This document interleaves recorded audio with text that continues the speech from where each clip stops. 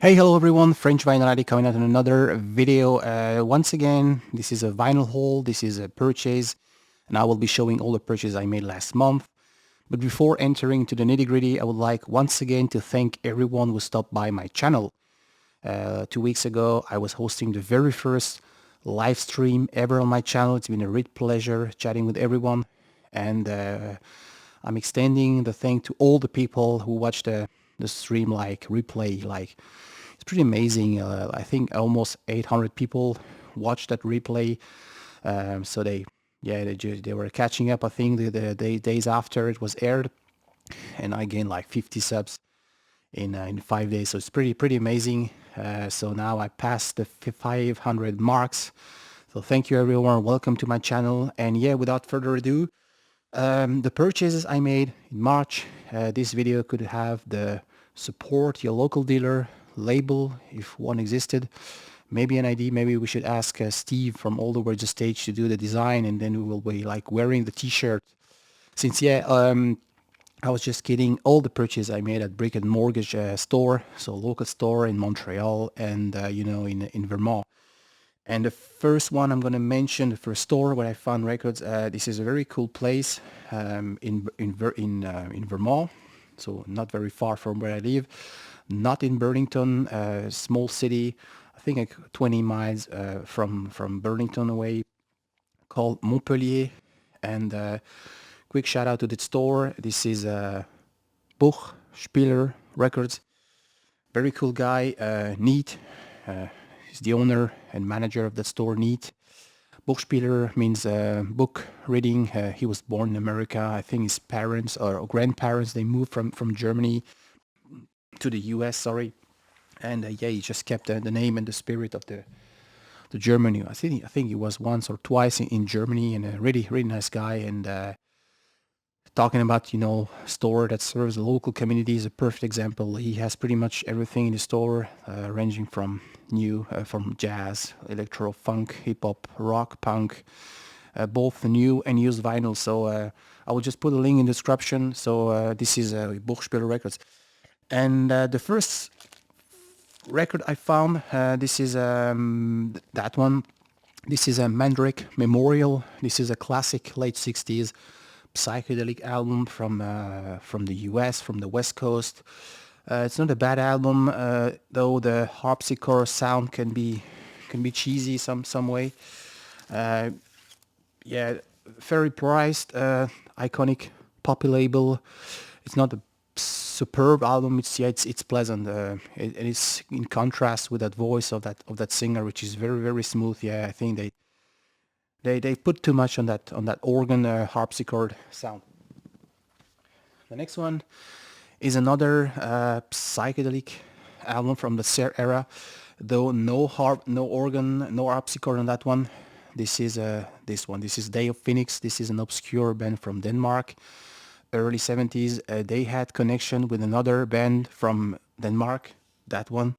This is if you are Led Zeppelin freak, probably you've heard about that couple of Orchard. I think they switched the singers or something. This one was produced by Tony Reeves, Colosseum bass player, and it has really this jazz rock fusion atmosphere.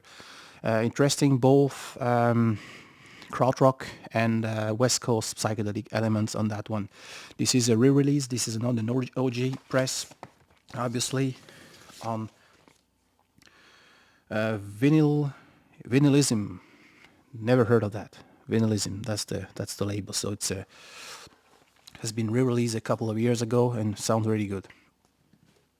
It's a good surprise.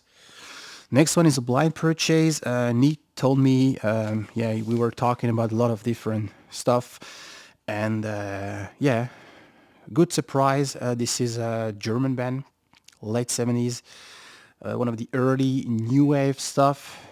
Really interesting. You can feel this David Bowie influence. Yeah, so not post-punk. I think, yeah, you can say post-punk, new wave. This is a new wave dropout from Mixels, and yeah, it's a good surprise if you like this sound which could have been avant-garde, I would say. 1977, 1978 in Germany. And yeah, we had that very interesting discussion with Neat. He had very cool stuff on store, kept on store, and also like treasure that he kept like behind the desk.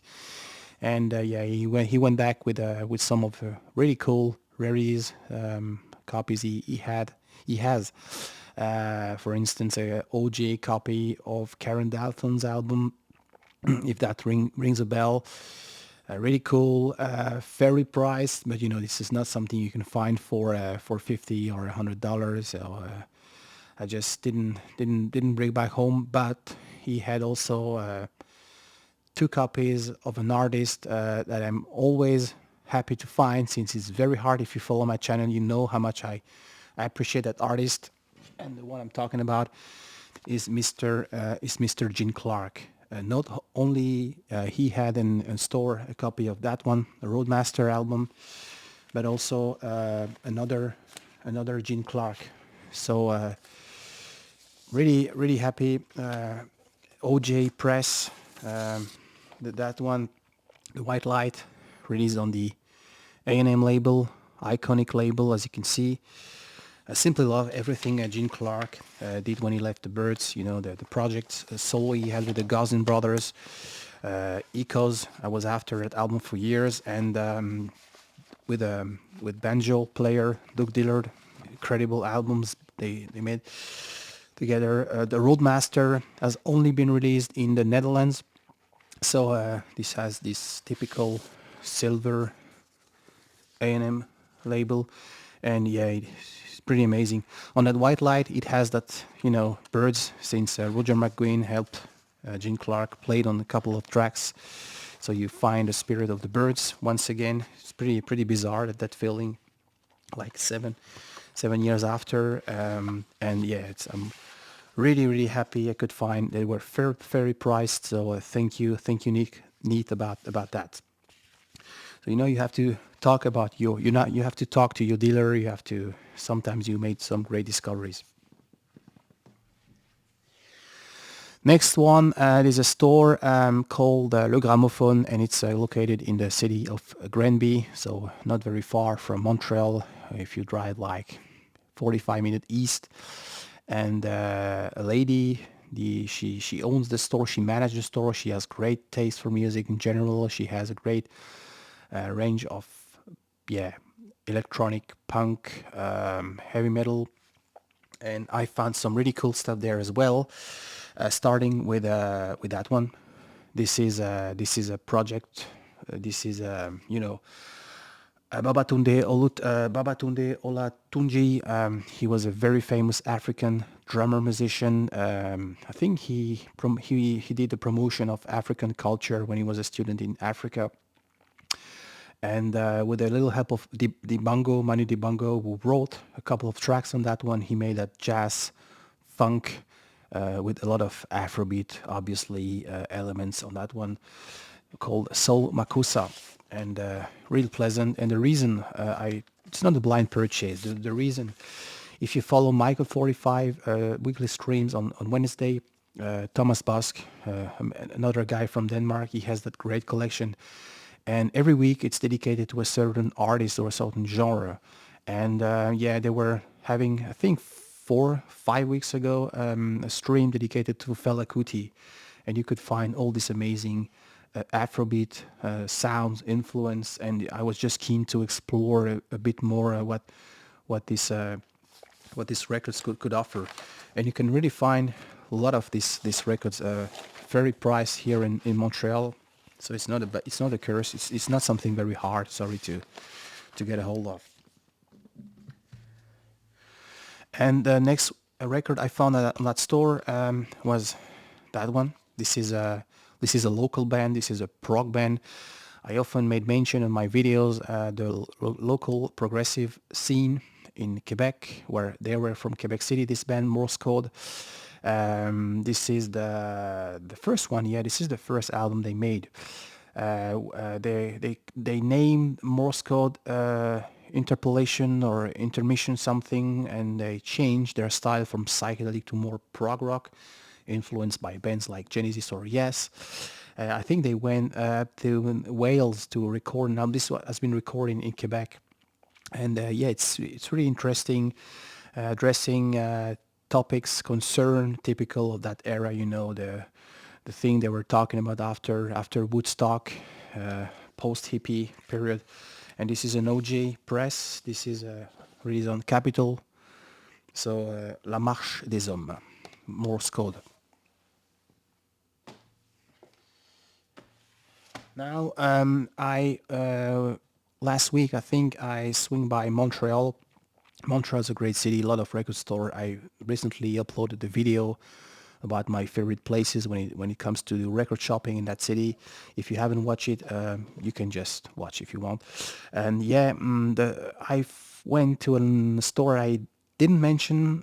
This is called Sonic, and he has a lot of punk stuff. Obviously, I would say 2/3 of that store is dedicated to the genre, pop punk in general, yeah, and all the subgenre. And didn't have only punk. I could find that one, and really interesting. You know how much I love Fairport Convention and the Strobes, and this is very interesting. This record has not been released by the time they were recording. For some reason, they Sandy Denny, you know, she's the iconic singer of Fairport Convention. She had joined Fairport Convention right after she had recorded that one with the Strobes in '68, and this has been released in '73, first release ever '73, so 5-6 years later. Yeah, 5 years later, and it's interesting. She wrote a couple of that song on that album, and you can feel the difference since a couple of songs that appears on that album you can also find on the first on the first not on the first on the first album she made with Fairport Convention when she joined What We Did on Our Holidays and Heartbreaking. Yeah, so this is pretty interesting since I really obviously I'm very into the Strobes, as you know, and Fairport Convention. So this is Sandy Denny and the Strobes. And talking about the Strobes, I found that one. This is and it's pretty cool since in Montreal those records are not hard to find. You have a really cool prog section, and it's a UK press. You have imports, so you have Canadian local releases, and you have a UK press. Sometimes I was happy I could find a UK press of another Strobes records in Cité Middleman in Quebec. This is a later album. It's still folk, but yeah, we can definitely call that one a progressive folk prog album. Bursting in the Seams, not my favorite one. I would say From the Witchwood probably is my favorite prog album. I really like the first two albums. They're very folky, the Untitled and the Dragonfly. Though this one is interesting as well. And the last one is a very good surprise. I was at Au 33 Tours, that very famous store and one of the biggest, probably the biggest record store in Montreal. And I found a very cool copy. I couldn't believe my eyes, really, so to say. It's what I call the grail for me. Jemmy, he has a channel, Life of Vinyl. He already talked about that one a couple of months ago. And by the way, Jamie, I hope you are well. He hadn't posted anything lately. I hope he's fine, Jamie. And yeah, he was talking about that band, that album. What a great discoveries! What a amazing stuff! This is this is this is amazing. This is 1969. This is a obituary blues obituary. I think the harmonica player left the band right after they released the first album, Scratch on the Surface, I think, released in 1968. And they wanted to evolve from the traditional 12-bar blues to a more psychedelic, and it's a success. It's really a success. Mistreated, oh my God, Mistreated is an amazing track. And when I was listening that song with my friend, good friend of mine, Charles, and he said, "Yeah, it's not rock, it's not blues." And I think it's really describes well the feeling about that songs. Side two, you have a song called "Light Was a Day," which is very psyche. Yeah, it's amazing. And on top of that, it's a UK first press, mint condition, released on that Liberty label. So this is the catch of the month, so to say, the Groundhogs. And yeah, for some reason, I think they were touring with the Stones. I think with a Goodbye Britain tour, 71. Made another album. It is disbanded in 74 for some reason. So really great album, the Groundhogs. So if you don't know about that band, if you like, all these, I would say, typical trend. They were in Britain back in the days, with Alexis Corner, Fleetwood Mac's first era with Peter Green. You will definitely love that one. So this is the Groundhog's Blue Obituary. So hope you like it. Thanks for watching, and stay tuned for next chapter. Bye bye.